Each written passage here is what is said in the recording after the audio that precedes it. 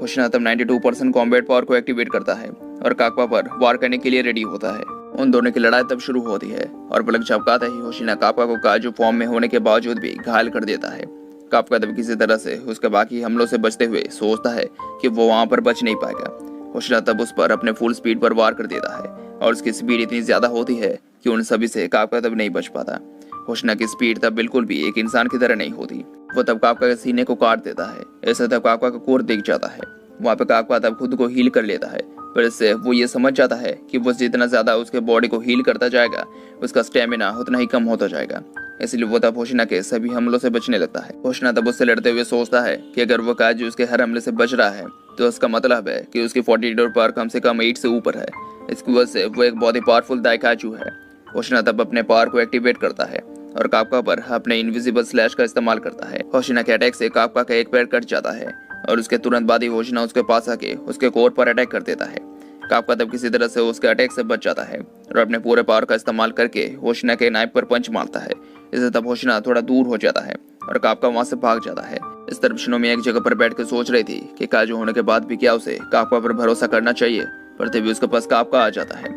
शिनोमी तब देखती है कि काकपा बहुत ही ज्यादा थक चुका था, इसलिए वो उसे तब संभालने लगती है, पर काकपा तब वहां से जाने लगता है और बताता है कि उसे अब रेनो और फुरुआशी को देखने जाना होगा क्योंकि वो लोग बहुत ही ज्यादा घायल हैं। शिनोमी तब उसे रोकते हुए बताती है कि उनके पास जाके भी काकपा कुछ भी नहीं कर पाएगा।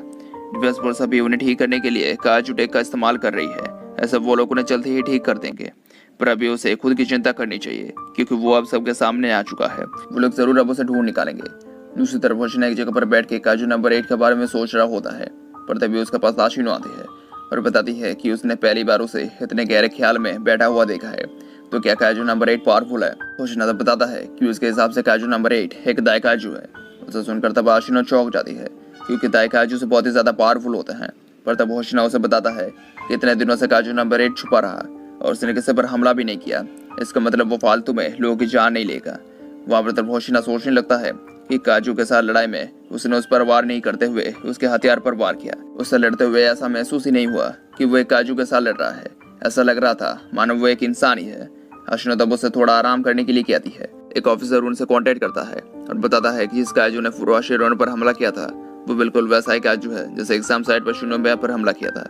और जब उन लोगों ने उसे ढूंढा तब उन्हें पता चला कि उसके पास एक इंसान का शरीर भी है। उसे सुनकर तब वो सभी लोग हैरान हो जाते हैं। दूसरी तरफ वो काजू जिसे काकपा ने मारा था वो अपने ह्यूमन फॉर्म में कहीं पर जा रहा था, पर तभी उसके पीछे से एक आदमी आके उसे उस सुनसान रास्ते के बीच में चलने की वजह पूछता है। वो काजू तब पहले तो उसे कुछ भी नहीं करता है और धीरे धीरे उसके पास जाता है। वो तब उस आदमी के पास जाके काजू में बदल जाता है और उस आदमी को बहुत बुरी तरीके से खा लेता है। थोड़ी देर बाद हम देखते हैं कि वो काजू उस आदमी का रूप लेके उस गाड़ी को चलाने लगता है। जापान न्यूज में वो सुनता है कि डिफेंस फोर्स उसे ढूंढ रही है और उन्होंने उस काजू का एक कोड नेम दिया है जो है काजू नंबर 9। इस तरफ हम देखते हैं कि रेनो की आंख हॉस्पिटल में खुलती है जहाँ पर उसके पास तब काकपा और शिनोमी भी होते हैं।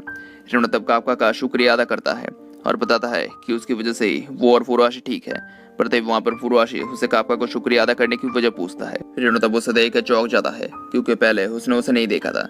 शिनोमी तब बात को घुमाते हुए बताती है कि काजू के रिप्रोडक्टिव ऑर्गन्स को ढूंढने में काकपा के बहुत बड़ा हाथ था, इसलिए वो उसे शुक्रिया कह रहा है। फुरुआशी तब बताता है कि काजू नंबर 8 ने आखिर उनकी मदद की है, पर जो भी हो वो बहुत ज्यादा स्ट्रॉन्ग था। उसने अकेले काजू नंबर 9 के छक्के छुड़ा दिए थे। एक काजू का मुकाबला वो बहुत ही ज्यादा औसम है। कुछ दिनों के बाद वो लोग हॉस्पिटल से निकल जाते हैं।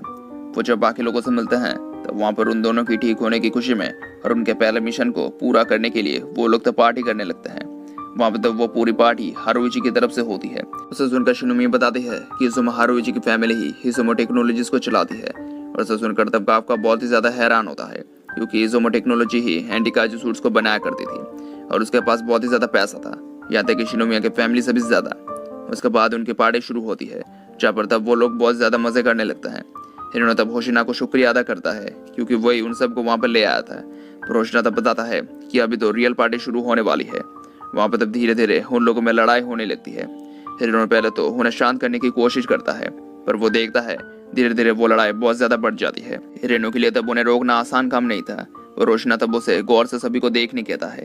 हिरोनो तब उन्हें गौर से देखता है। तब उसे पता चलता है कि वो सभी लोग तब सिर्फ उनके मिशन के बारे में ही बात कर रहे थे, क्योंकि उनके पहले मिशन के दौरान उन सभी को ये अंदाजा हो गया था कि उनके आगे अब किस तरह के मुकाबले आने वाले हैं और सभी लोग स्ट्रांग बनना चाहते थे। और वहाँ पे झगड़ा और भी ज्यादा बढ़ जाता है। होशिना उन सभी को देख के तब मजा लेने लगता है। थोड़ी देर बाद वहाँ पर होशिना एक अनाउंसमेंट करता है और बताता है कि पहले मिशन के दौरान कापका ने बहुत सारे लोगों की जिंदगी बचाई थी और इसलिए उसे प्रमोशन मिलता है। कापका अब एक फुल ऑफिसर है और डिफेंस फोर्स के 3rd डिवीजन में उसका स्वागत है। उस खबर को सुनकर वहाँ पर सिर्फ कापका ही नहीं बाकी सभी लोग भी बहुत ज्यादा खुश होते हैं।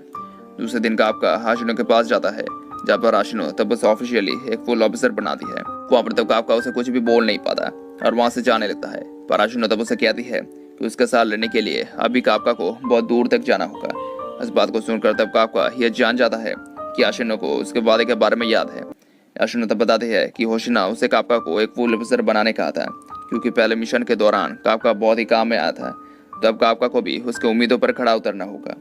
रात में कापका देर रात तक अपने काजू की पढ़ाई करने लगता है। वो जब सोने जा रहा था तब वो ट्रेनिंग रूम से कुछ आवाज़ों को सुनता है। वो जब वहाँ पर जाता है तब वो देखता है कि होशिना अपने आप से ही ट्रेनिंग कर रहा था। पर जब वो उसके मूव्स को गौर से देखता है तब वो ये समझ पाता है कि ये बिल्कुल वैसे ही मूव्स थे जैसे उसके साथ लड़ते हुए उन्होंने इस्तेमाल किए थे और वो काजू नंबर 8 यानी कापका को मारने के लिए ही ट्रेनिंग कर रहा था। होशिना तब कापका से कहता है कि वो उस काजू को मारने के लिए ट्रेनिंग कर रहा है। काजू नंबर 9 भी काजू नंबर 8 की तरह स्ट्रॉन्ग है तो उसे और भी प्रैक्टिस की जरूरत है। उसे देखकर कापका सोचता है कि होशिना साधारण लोगों के साथ साथ उन्हें भी बचाने की कोशिश कर रहा है। वो तब बताता है कि वो अपने जी जान को लगाकर उनके साथ लेने की कोशिश करेगा। होशिना तब बताता है कि 1% कॉम्बैट पावर वाला उसके क्या मदद कर पाएगा, पर जो भी हो वो उस पर 1% तक तो भरोसा करता ही है। इसके बाद हम आसमान में कुछ उड़ते हुए काजू को देखते हैं और उनके ऊपर एक काजू खड़ा होता है जो बात करने लगता है। इससे हमें पता चलता है कि वो भी कापका और काजू नंबर 9 की तरह ही था।